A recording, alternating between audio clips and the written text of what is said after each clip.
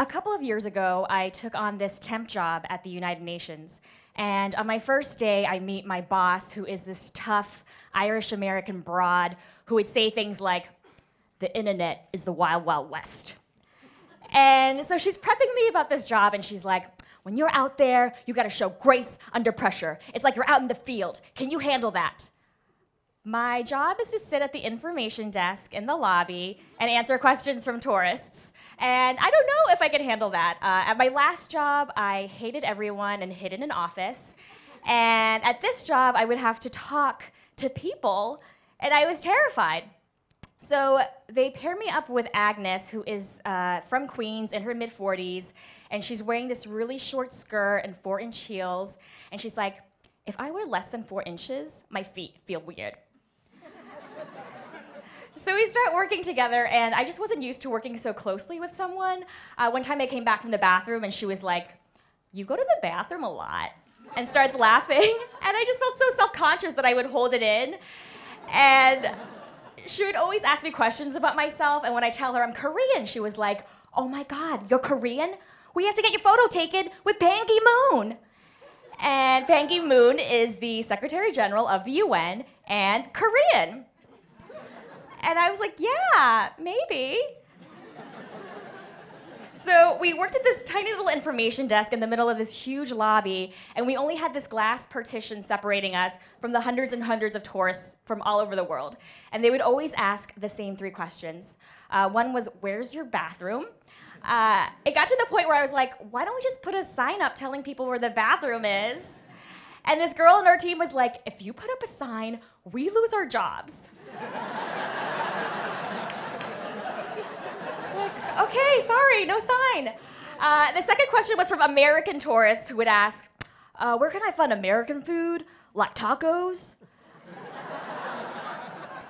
And the third was just from Chinese tourists who would start talking to me in Chinese. And Agnes thought this was the funniest thing ever. She was like, "You should wear a shirt that says, 'I'm fucking Korean.'" And I would get so irritated dealing with these tourists, especially when we got like rude and condescending ones. And I wanted to be like, "Excuse me, but at night I pursue comedy in basements. I'm going places."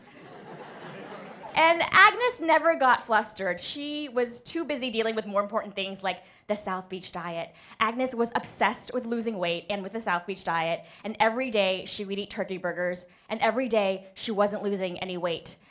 And one day she calls the South Beach Diet hotline, which I didn't even know existed.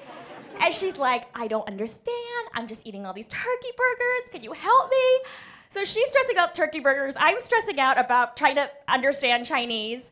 And on top of that, I was really worried about my job. I had a 3-month contract that ended after December, and I needed them to extend me. And Agnes was like, "Don't worry, it's gonna work out. Tell me more about your comedy." And Agnes was so excited when I told her that I was pursuing comedy, probably just as excited when I told her I was Korean. And she was like, "You should meet my friend. He's a stand-up in Connecticut."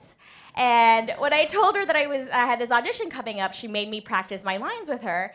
And later, when I broke the news to her that I didn't get the part, she was more disappointed than I was. She was like, "Did you say it the way we practiced?" But then I had more disappointing news. In mid-December, I find out that my contract isn't getting renewed. And I was so stressed out about not having a job, especially before the holidays.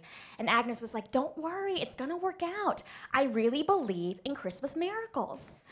And besides, we gotta get your photo taken with Ban Ki-moon." I was like, "Agnes, I'd rather have a job." And so she was really encouraging and supportive, and meanwhile, she was going through a tough time. Aside from the South Beach diet, she breaks up with her boyfriend, and she finds out that her daughter is having a baby, and she wasn't thrilled about being a single grandma. And I tried to make her feel better. I was like, "Agnes, you're gonna be like a hot single grandma. You're a grandma. Who's hot? You're grandma." And that did not make her feel better. So now it's my last week at work. It's a few days before Christmas. I have no job prospects.